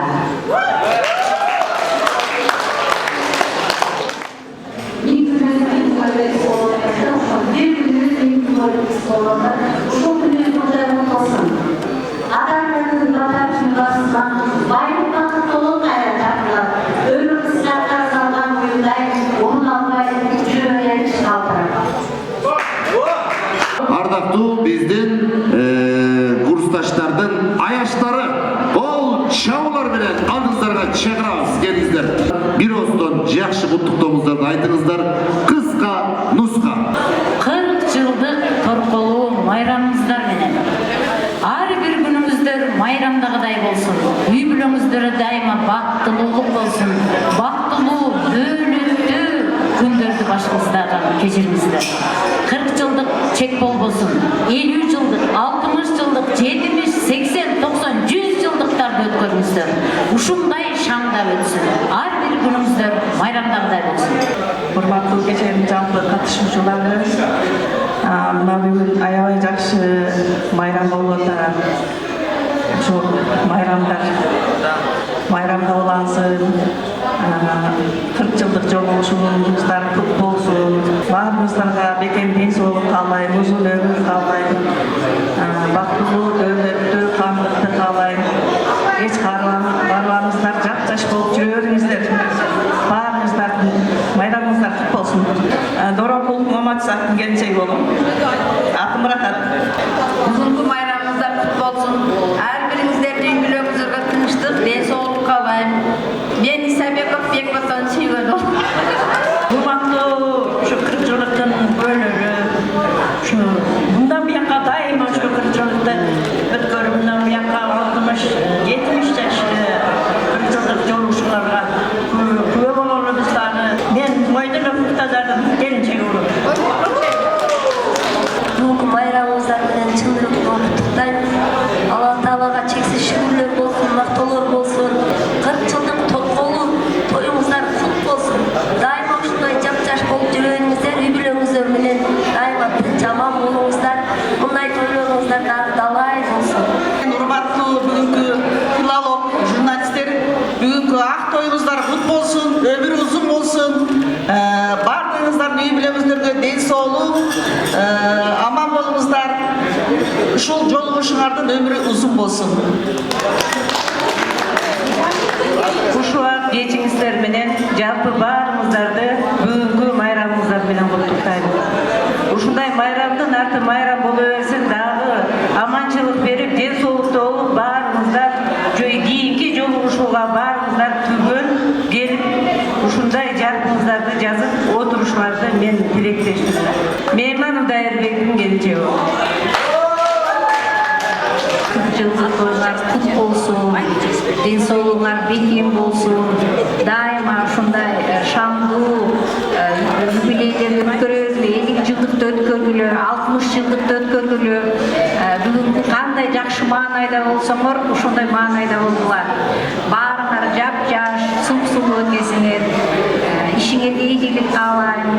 Мен Насирдин Аскарбектин келинчеги болом. Саламатсыздарбы, жалпы жамаат. Мен Султан Мырзанын келинчеги болом, Айжан айым. Башында айтып коеюн. Эми ушунча журналистика факультетин бүтүргөн эң чоң жамаат отургансыздар. Сиздердин алдыңыздарда баягы сүйлөш машак берген эле болуп калды окшойт. Ошон үчүн кичине кемчилик кетсе кечиресиздер.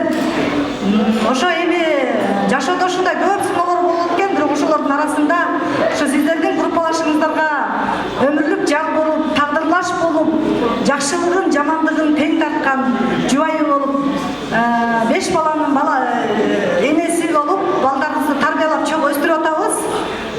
Баардыгыңыздарга жакшылыктарды каалайм. Эч качан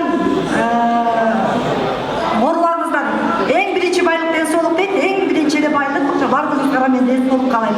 Кандай сонун бактылуу күн, бактылуу кеч болуп атат. Мен болсо Жекшен группасынын группалашы, ошонун сүйлөшкөн кызымын. 6 айдан бери 2 бөлмөдө жашайбыз. Эмне десе бул мен унутту, курсташтардын аза мен баштайм жолугуш өткөрөм, ушундай кылабыз деп иш баштап алып, анан тынчтык бербей, мен башка бөлмөгө бөлүп салгам. Эмне дегенде саат 10 болсо 10 звонок этет, 2 болсо 2 звонок этет. Анан өзүнүн эң кыйын деген 5-6 кызын тандап алды. Кыргыздын кыйын кыздары деп алган аны өзү. Ал деген кимдер? Гүлмира, Мария, Гүлжамал, Мира, Марсия. Анан дагы саат 5:30 дагы звонок этти. Ким десем, Гүлмира Акматова дейт. Алардын күйөөсү барбы? Көрсө ал Парижде жүрүп звонок этиптир. Кой, сен жашооң өзүнчө башталыптыр деп бөлүп койгонум ошол. 5 кыз күнү түнү дебей өзүлөрү баштык менен базарлап, алчысын алып, эмне кем карчысы болсо ошонун баарын толуктап, менин күйөөмө 1-2 гана киши чыдайт болчу. Бирөө мен, бирөө Аскар. Ушул Аскарга да рахматымды айтам. Ошол кыздар дагы ыраазымын мен кыздарга. Ошол күнү түнү жанына акылына акыл кошту, демине дем кошту. Ишине андан ары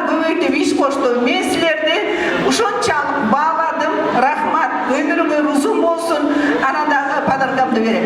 Андан кийин жекшен ушул бир эки жекшен бар. Бирөө сырты эмоциясы күчтүү, шашма, ачууга тез алдырганы менен ичинде кичинекей жекшен бар. Ал кандай дебейсиңерби? Боорукер, үй бүлөгө камкор ата, аял затын сыйлаган, кечиримдүү. Ушундай кичинекей жекшен бар да. Жекшендин ичиндеги кичинекей жекшенди түшүнүп койгула кыздар, силер артыкча, Эми анан дагы 50 жашка чыкканда жекшенге бир чоң сүйүү келген. Ошол ырын ырдат кыла силер кыздар. Могу эки жердеги кыздар менен балдарды жекшен чыкырсын, ыраазычылыгыбызды үй бүлөбүздүн атынан билдирип коелу дегенбиз. Ушул курсташтар менен жакшы бир жүрөгүмдө жакшы сонун бир впечатление калды эле. Мына алдымда эркек балдар турат. Эми улар менен колдон келсе мен ушу 40 жылдан кайра кайтып келдим. Орустардын бир киносу бар. Возвращение Будулая демекчи. Мен ушу курсташтар менен мында алышып катышып неме болдук, бирок эскестире бар жолуп ниет кылган болбосо, бирок жүрөгү таза, адамдык касиеттери бийик мына жерде турган курсташтарын көрдүм. Булардын бирөөсү дагы мага жаман сөз айткан жок да, жеке азаматсың, мына ушундай колдоп атабыз дейт. Кичинекей болсо дагы адамдын менсизден байытып жибере албайм, бирок көңүлдүк бир ушу жүрөктөн чыккан бир жакшынакай байбичем экөөбүздүн берегибизди кабыл алып коебуздар.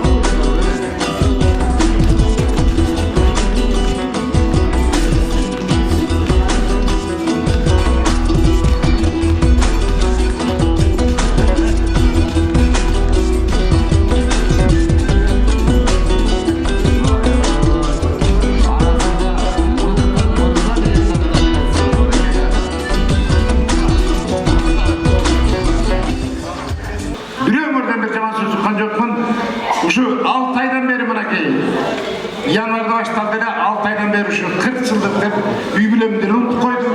Жалаң ушу менен чуркап, азыр билбейм, өзүм шайым кандай эле болуп атканын билбейм, бирок бар болуңуздар, ден соолукта болуңуздар. Бул жарчылыкка келген баарыбыз конокпуз. Мен сиздерди мындай бир бул жанагы адамдык көңүлүңүздө алып коеюн деген бир жакшынакай тилегим бар болуңуздар. Тирүүчүлүктүн болгон сый кымбатын баардыгын көрүп жүрө бериңиздер. Баракелде. Берикте, Гүлнара Үйшенелева, Мария, Гүнар, Гүлжамал Шайлаева, Гүлжамал Каримова, Мира, Хавия, Сара, Чолпон, Айдай.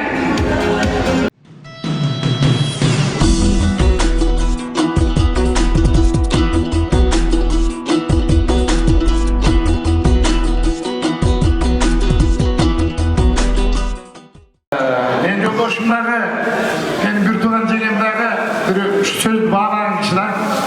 Сиздер жазып аткан постторду кес-кес мен соткаман караптылар турупчу. Мына жерде турган Гүлжамал менен Калянын түчүнө бир бүйнөр Гүлжамал ушундай бир пост жазышыптыр. Жүрөк титиреткен пост. Анан тамашалап Калyan айтты. Мону ким жазды десем, бул жазсам жазбайм да отырам, bir saatay жазып тұр, мен жаздым бере дейді. Төремес болып қалса кесіп қоймас деді. Неге ошоны жазасыз дедім. Ана бірақ Siz sıyga tatıptınız, siz жеңемдин bir жақсы тирегине таптыңыз. Мына ушул эң жакшы кыска посту жеңем атан китепти окуган киши Гүлнара кая китепти окуйт, ушунчалык баалайт. Анан ошол немелерге ошол киши мыналарга бир сыйлык берип койду. Гүлнарага алып келип неме кылышты. Алып коюңуздар. Бул эми көңүлдүк нерсе, жүрөктөн чыккан, биздин үй бүлөбүздүн атынан чыккан бир жакшы силердин бир тилектериңиздер үчүн, жакшы сөзүңүздөр үчүн, адамдык бир улуу касиетиңиздер үчүн, сөзүңүздөр менен тилегиңиздерди жеткиздиңиздер. Бар болуңуздар. Маэстро, Берчи Мамадаров башы, музыка! Асап күнүн сеткинче, кандай теппе мындай теп, кумурзаң сеткинче, тууп кеткени кетинче, ойло ойло калгыла, опураңдалар бул дүйнө, күлү күлү калгыла, көмөкталар бул дүйнө, жашыл жолу гүлдей жан, жана ачылган гүлдей жан, кызыл жолу гүлдей жан, кызыл гүлүң гүлдей жан, гүлдей жан, гүлдей жан, гүлдей гүлдей гүлдей гүлдей гүлдей жан, гүлдей жан, гүлдей жан, гүлдей гүлдей гүлдей гүлдей гүлдей жан. Жекшен байке, Гүлнар эже, бээриңиздерге рахмат. Ушундай группалаштардын көңүлүн алып, жакшы белектерди камдап, ушундай бир сонун агыздардан жарылып турганыңыздарга чоң рахмат. Кыргыз мамлекеттик университетинин Кыргыз филологиясы жана журналистика факультетинин 40 жылдык жолугушуусуна арналган сый тамакты тартабыз.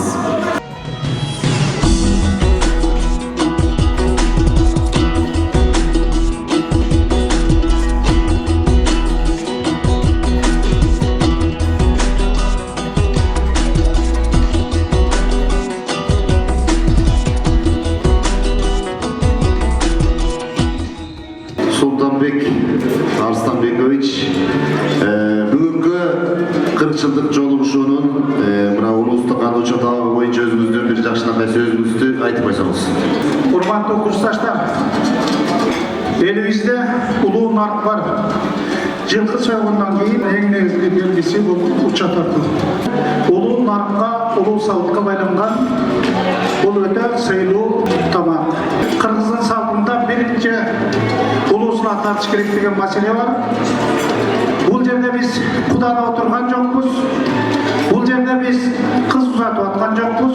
Бул жерде биз өзүбүздүн курдаштардын майрамы болуп атат.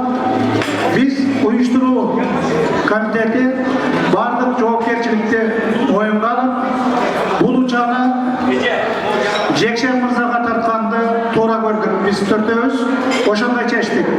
Себеби 7 айлык мээнет Жекшендики. Ушунун барлыгын уюштурган, аракет кылган Жекшен мырза. Ошон үчүн биздин бул оюбузга курсташтар сиздер да кошуласыздар деп ойлойбуз. Эгер кошулсаңыздар кол жаап коюңуздар. Жекшен мырза.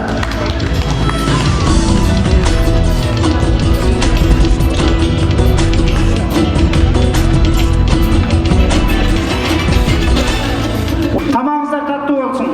Мынакей Султанбек Арыстанбекович агабыз канча жылдан бери ушул кыргыз элинин санаты, наркы, тарыхы, мына ушул бардык кыргыз элинин турмушу, бардык нерсени чагылдырып жүргөн, изилдеп жүргөн өзгөчө бир телевидениянын жүзү, кыргыз элинин сыймыгы. Ынтымагыңыздар ыдырабасын, бүгүнкү сыйыңыздар кут болсун. Жекшен байкеге күтүлбөгөн жерден болуп калды окшойт. Шок болбоңуз, мындай жакшылап өзүңүз ооз тийип дегендей, Анан буюрса алдыда дагы жок Жекшен байке сөз жок, азыр отуруңуз. Тамагыңыздар таттуу болсун. Келиңиздер анда Ж группасы келип берсеңиздер. Эстеп койгонуңарга жакшы, булар да келген турбайбы, Ж группасы да бар турбайбы. Тамактан кийин деле буларга деле сөз берип койгонуңарга рахмат. Чынын айтканда, могу жерге келгенибиздин өзү, ушу жолукканыбыздын өзү, бул өзү чоң окуя. Мына буга чейин деле мына укпай калат деп өтүм, даже укпай калат, тамакка карайт, тияка карайт, бияка карайт деп өтүм. Буга силер Уксаңар мындай Кудайдын кулагы сүйүүчүн абдан кубанычтуу болуп атабыз. Чынын айткандачы. Бирөө айтат дейт, ырдагы менен деп, өзү бир дансыгандай бүгүн ырдагында келип. Эмне дейсиң, мына ырдагыла деп атасыңар, биз экспромтон мен жана да представить эткенди айтып атпайсыңар. Акырын чын эле мектепте экен бир жаш жүрөм, ал кийин дагы студентке тандасам да анан могу караганда кээде бир нерсе келип кеткен. Биз болсо эмне кылабыз мынакей? Чоң акындар бар биздин жаныбызда, Дайырбек Мейманов бар, чоң жазуучубуз бар, Мамат Сабыров деген өзгөрүп нерсе дегендейчи. Мынакей Мария мынакей Кыргыз энциклопедиясын иштеп атат. Калия болсо деген ведущий журналист, тележурналист канчадан бергенчи. Гүлайша мынакей мыкты өзүнүн өрөөнүндө, өзүнүн аймагында дегенчи мыкты мугалим, абдан атактуу даңктуу адам. Бир ыр жазып берет, ошону окуп берип, жана акын деп айтып атпайсыңарбы? Уксаң досум, учкул ойлор ушундай, уларга окшош улуу тоонун кушундай, улагаңа бир келет да бир кетет, ушул кыйын кармап калыш учурбай. Чың ой коңгон чыгданыңа чымчыктай, чың айт мээңди даам сызган сыпкыр чыкпай, чур деп бир кез көздөн кайым жок болот, чылымганын күчүң чыгат унчукпай. Залкар ой бул кыял чачкан закымбы, зарылганда ачат кабак кашынды, заматтан кайып кетет кайдадыр, зарга бөлүп заманынды затыңды. Ойлор, ооба ойдун дагы ою бар, орошон ой өз ордун таап коюлар, ошентсе да опсуз тайлак төргөтүп, ойт бергеси нартуу ойлор оюнар. Эң оболу ой болгон деп айтылат, эс акылды ойлор келет кайтулап, эң киденги бир өмүргө шам жагып, эркин ой, эрк алдаганча бай турат. Рахмат. Бүгүн 7 Doğan'dan келип ушул жерге кереметтүү ысык көлдүн жээгинде Жакшынакай мурастын дасторконунун чекесинде отурабыз. Ушул биздин чогулганыбыз, 40 жылдык чогулганыбыз бизге кут болсун. Ушул 40 жылда көп нерселер өттү, ырас жоготуулар болду. Алардын бүгүн арбагы бир которулду болуш керек, арбак ыраазы болсун. Бул күнгө жеткен да бар, жетмеген да бар дегендей. Анан мезгил өтөт экен, мезгил сен шырекейсиң бересеге, жеткиздиң желдей сызып бересеге, оюнга тойбой турган жаштык күндөр жашынып кала берди бөлөккөдө. Дегендей биздин жаштыгыбыздын баары ошол 5-корпуста, 5-жатаканада калыптыр. Анан бир ошол бизди энедей тосуп алган 5-жатаканага арнаган ырым бар эле, бир аз угуп коюңуздар. Энеттен жаңы келип, энедей сени көрүп, бооруңа кысып алдың, аябай мээрим төгүп. Термедиң алтын бешик, тарбия бизге берип, сага жок бөлмө дебей, сагынба деп бизге келип. Ошентип баарыбыз тең, окудук, билим алдык, ошондон үзүр көрүп, турмуштан орун алдык. Баракелде. Абдан жактуу сөздөр айтылды. Баарыңыздар ушул көгүлдүрүп угуп турганыңыздар үчүн чоң ыраазычылык. Мен ошол мына уюштуруу тобуна, анын жетекчиси, анын башына турган Жекшен мырзага ыраазычылык билдирет элем. Биз ошол аз деги бир кече болду, бир жатаканада жаттык эле, 5 жыл бирге көз тааныш болдук эле деп кошуп алгандарга абдан чоң ыраазычылык. Өзүңүздөр көргөндөй, жанагы көз өткөндөрдүн аттары аталып атканда Гүлайша өзүн токтон алган жок. Жүрөгү сынап турду. Бирге болгон элек, бирге кубанып, бирге майрамдаган элек. Абдан оор болду. Тагдыр экен биздин группадан абдан көп жакшы, мыкты мырзаларыбыз, айымдарыбыз кетти. Ошолорду эске алыңыздар, иншалла сиздердин бул адамгерчиликке үлкөн ыраазычылык. Анан бүгүн баарыңыздардын бүгүнкү майрамыңыздар менен 40 жыл бул бир жарым кылымга деди. Ошол келип берген алыс жолдон келдиңиздер. Үй-бүлөгө карабай, айрым шарттарга карабай, ошол бир жолдун алыстыгына карабай келип, ушул жерде биз менен тең бөлүшүп, бөлүшүп, кубанычыбызды бөлүшүп, жакшылыктарыбызга орток болуп турганыңыздарга чоң ыраазычылык. Ар кандай шарттар менен келе албай калышты, бирок мен ойлойм алар өкүнөт го деп. Анткени ушул уюштуруу иштери абдан татаал болду менин көзүмчө. Мен болгону жарым күндүк уюштуруу ишине күбө болдум, Марияга жардам берейин деп. Анын переживать эткенин көрдүм. Аябай кесилдеп, ачка болуп, мен айттым да, мен ачка элем, тамактанып алалы десек, жок, анда базар жабылып калат, тамактанга убакыт жок деп. Ишенсеңер ушул экөөбүз болгон бир стакандан шор ичип анан кайттык. Каалайымдар, ушу өмүрүңөр узун болсун, өрүшүңөр жайык болсун, элге кылган кызматыңар Кудайдан кайтсын, Кудайдан эселеп кайтсын, ден соолугуңардан, тууган уруңардан, жерге желиңерден, кылган кызматыңардан кайтсын. Бардык жактан Кудайым силерге пендеден кайтпайт, пендеден кайтышы күбөн, бирок Кудай эске алат дайыма.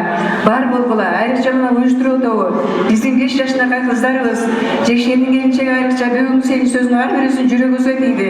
Биздин кыргыздын ушундай кыйын айымдары бар. Эрди эр кылгандагы, жер кылгандагы аял деп айтылат. Демек сен ошону көккө көкөлөтүп, бизге баш кылып берип, орун бошотуп, орун колдон жерден алганың үчүн сага ушу жалпы курсташтардын атынан чоң ыраазычылык, өркүнгөнсүң каалайм. Кандай болгондо бүгүнкү баарыңыздарга ден соолук каалайм. Оорубаңыздар, ооруткандар батыраак айыгып арабызда болсун. Арабыз бөскөрүбөсүн. Дайыма Кудай буйруса кийинки жолугушууларда сиздер менен бүтүн болойлук, толук болойлук, түгөл болойлук. Мен убактыңарды албайм, сүйлөбөйм. Мен курсташтарга арналган өзүмдү окуп берем. Анткени мынакей биздин жыйынтыкта ушу учурда келип калды окшойт, ошого дагы үндөшүп кетет. Эпилог ордуна жазылгандыр. Буларды китепке да бердим, бирок окуп бергим келип атат. Жолугуштук 40 жыл өтүп арадан, ал кезде бардыгыбыз жаш элек, кереметтүү түйүлчү эле аялам, билим китепке биз ач элек, өлкөбүздүн бүт бурчунан чогулган, жашта элек жан дүйнөсүн нур чайган, бир максатка бир тилекке буйруган, балдар эртүү кыздарыбыз суйкайган, алтын бешик болчу биздин элибиз, аудитория лекцияда жүрчүбүз, романтикага толуу ар бир күнүбүз, Карл Маркс, Энгельс, Ленинди сүйчүбүз. Айтматовду, Евтушенко Абайды, Хемингуэй, Джек Лондонду көтөрүп, казы окуп көздөчүбүз талайды, ойду тоону оң курчудай көшөрүп, деген менен дегитеп жүрдүк билимге, келечекте жетиш үчүн мураска, ардагербиз эми эмгек сиңирген, бүгүн бизди жаштар турат аттап, 60-тан ашкан менен жашыбыз, ал күчүбүз дагы жетер нерсе көп. Кудай болуп агарса да чачыбыз, тилеп турам ден соолукту берсе де. Бакубаттуу турмушубуз уланып, балдарыбыз турсун бизди бөпөлөп, таң атырчу, күн батырчу кубанып, дагы даалай жашообуз бар жетелек. Атайын biz дагы силердин жиниңерге тийип мынакей улам убакытка деген сайын неметебиз. Мен азыр мынтип айткым келип атат. Мен бүгүн чындап элечи мынакей жүрөк толкуп атат. Кыздарды көрүп алып мына баарыңарды деңчи. Атыңарды унутуп калсам дагы, каяктан экениңерди унутуп калсам да, кайда иштеп өткөнүн билбесем дагычы, баарыңарды деңчи жанакындай тааныштырганда ушу балдары баланча баласы бар, баланча небереси бар деген нерсени угуп алып деңчи. Кыздарды ушунчалык мен ыраазы болуп атам. Биздин кыздар дегенче азаматсыңар, алтындар, тем более айрыкча ушу жака келип катышып отурганыңыздар. Ошон үчүн эми мындай да бир эле куплеттерди да бергим келип атат. Бул эми мен болот 1000 жыл кейинче келип турап эмесин, бирок деген жүрөк деген нерсе да ушу менен силерге болгон кишилик сезимимди билдиргим келип атат да. Тамчыдай денедеги сөтүң менен талпынтып ак бешикке баккан энем нуруңа меримиңе магдырат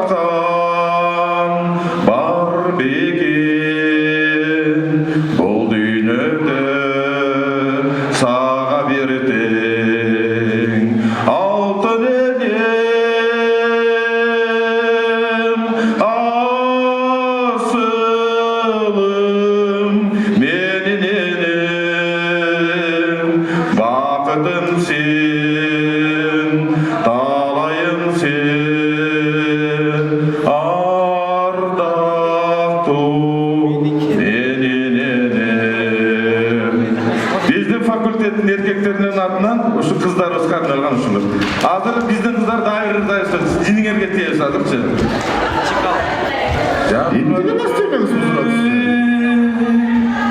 Basılmay biz gel attı gölüş al bolu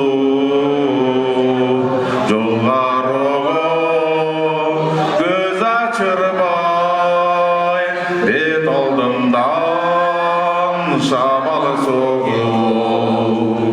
üngür pürüp yağmur töktü oşol günde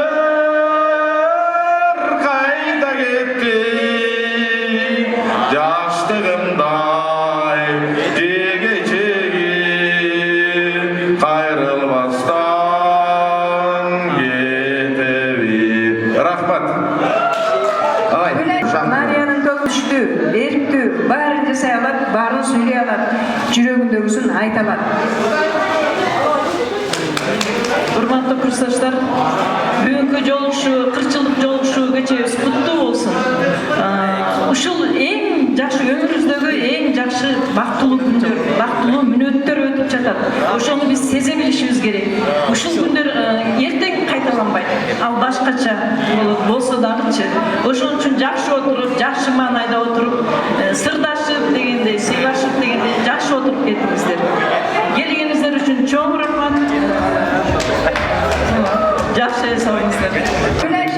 Güneş şemalinde bir değerden okuyan андай çıdaysınlar.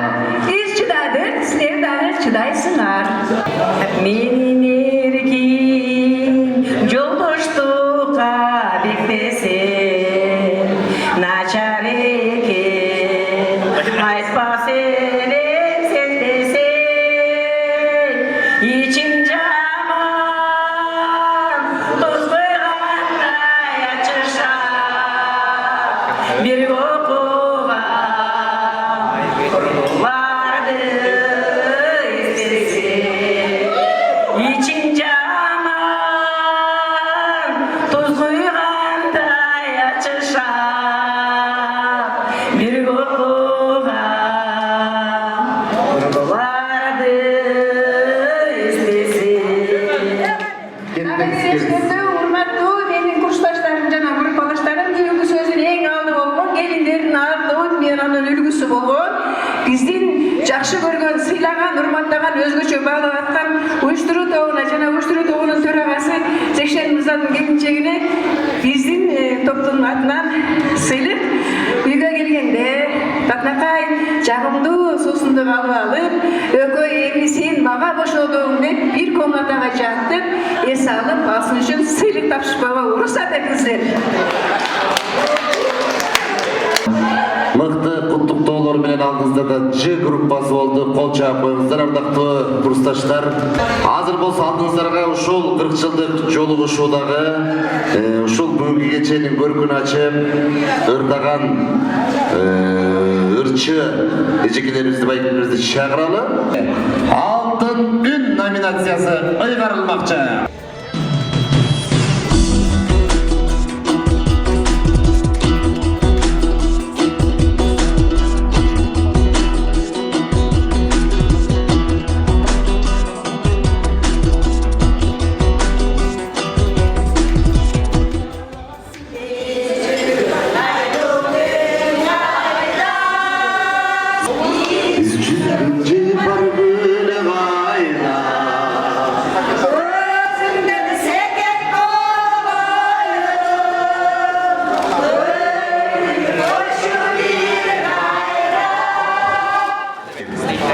Урматтуу курсташтар, кездешүүчү жолдор да көп, кездешүүчү себептерибиз да көп. Ошо кездешүүгө аракеттенген өзүбүздүн сезимибиздер да көп болду. Демек биз сиздерге ушул ресторанда жакшы маанай тартууларга аракеттендик. Баарыңыздарга көңүлдүү маанай каалайбыз, жакшы эс алуу каалайбыз. Алыс жолду жакын кылып, баарыбызды бириктирип турган ушул күнгө силерге, силердин сезимдериңиздерге, силер козгогон баардык нерселерге, жакшылыктарыңыздарга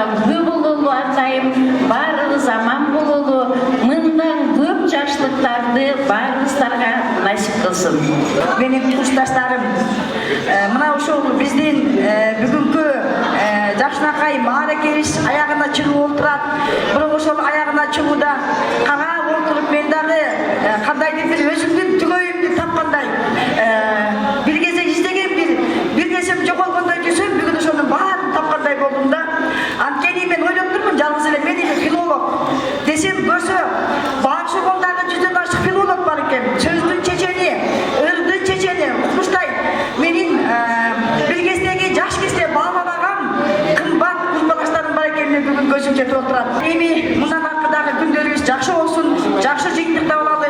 Эң нечкиси балаларыбыздын аман эсен болуп, өлкөбүздө тынччылык болсун демекчимин. Илгери токулган аттар чыгат.